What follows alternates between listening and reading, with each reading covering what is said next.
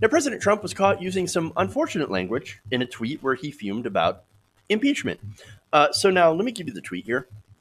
He said, "So someday, if a Democrat becomes president and the Republicans win the House, even by a tiny margin, they can impeach the president without due process or fairness or any legal rights." Well, that's funny because that's already essentially happened. Remember the impeachment of Bill Clinton.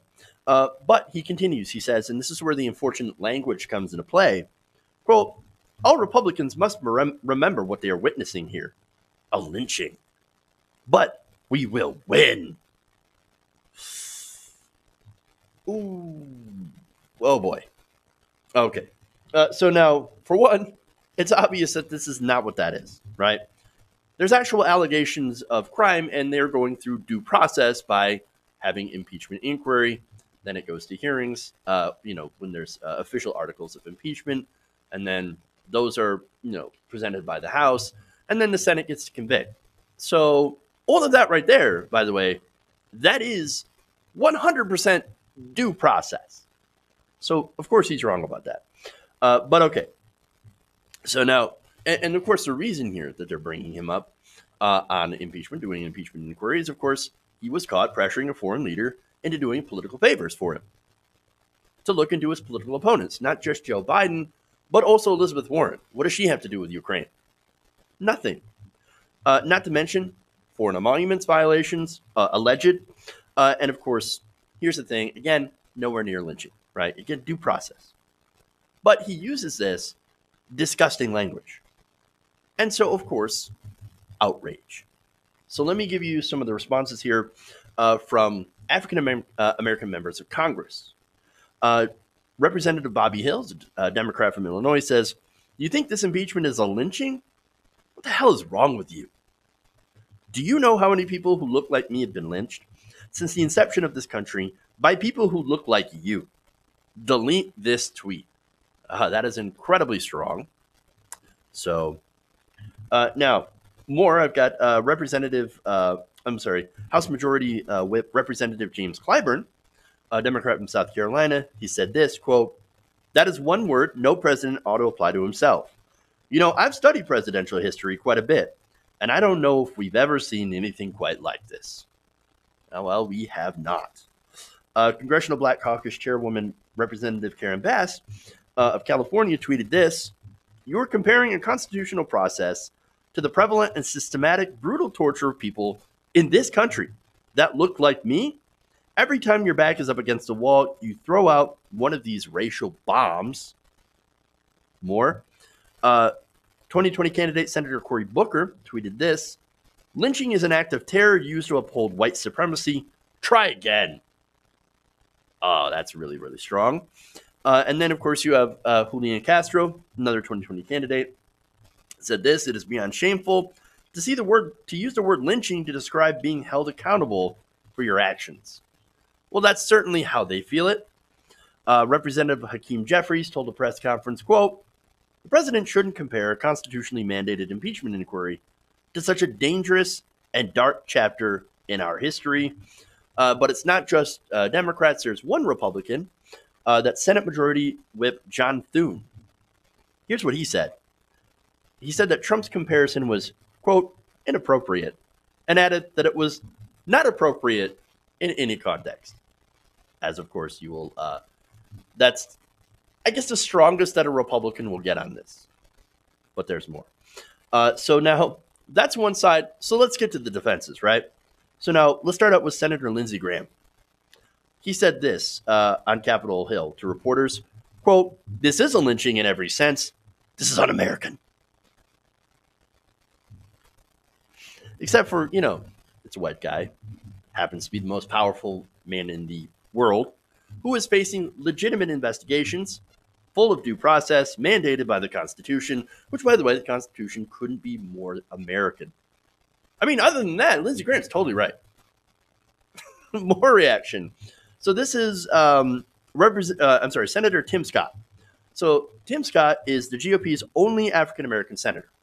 So this is what he said, quote, "There's no question that the impeachment process is the closest thing to a political death row trial. So I get his absolute rejection of the process. But he says, quote, I wouldn't use the word lynching. No, even Scott's like, no, don't use that word. Not a good word. All right. More.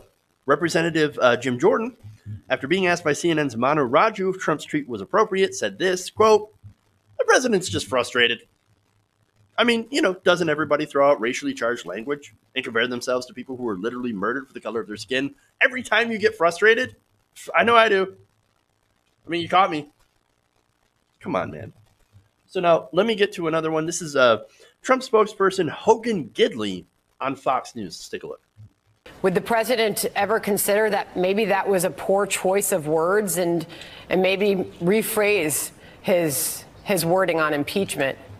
Right. And I've not spoken with him directly about the tweet. I can speak about poor choices, and that's what the media tries to do to him every single day. The president wasn't trying to compare himself to the horrific history in this country at all. What he was trying to point out clearly was that he has been attacked relentlessly by the mainstream media without cause, without evidence, since the day he took over in this office. Clearly? Was it really that clear? I mean, come on, man. Seriously. Again, due process. There is evidence. The White House itself released the evidence of the call. You can look at that. You can read it yourself. I know it's a memo, but you also have a whistleblower report that backs that up. And so you can look at it and you can clearly see, unless you're blinded, unless you don't want to see it, unless you're got these ideological blinders on, you're going to see that this is an attempt to get a personal political favor from the leader of Ukraine and holding dangling military aid for Ukraine on the line. Very, very clear. But no. Without evidence, let me remind you that Republicans ran an impeachment on Bill Clinton. Again, Bill Clinton's not my favorite person here. When they couldn't find evidence of wrongdoing when it came to Whitewater, right? So there's that whole Whitewater, land deal, whatever, right? They couldn't find any evidence on that. So you know what they did? They impeached him for having an affair. And the same people who were impeaching him for having an affair were having an affair. I mean, come on. You can't really talk, man. But again, all this evidence. You even got testimony from Fiona Hill. You got Rudy Giuliani going on TV and admitting crimes. Mick Mulvaney going on TV and saying, quid pro quo. We do it all the time before walking it back. I mean, look, this is just incredibly laughable. The point is here, the president, not a victim. Definitely not a victim. And what he does by using this language, it does a disservice to the victims of actual horrific hate crimes. Hey guys, hopefully you enjoyed that free video. Now I'm going to have to ask you a favor.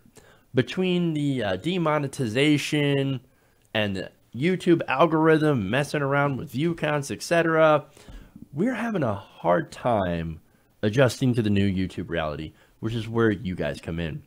See, we have a Patreon, patreon.com/TYTNation, set up to help us rely on you guys, the viewers, instead of big corporate ads. Look, you know the show. You know how I'm not in favor of big corporations anyway. So help us transition away from relying on the ad model to pay the bills and sign up to be a patron, patreon.com/TYTNation. That goes a long way to help us keep the lights on. And you guys will know that you're supporting independent, progressive media.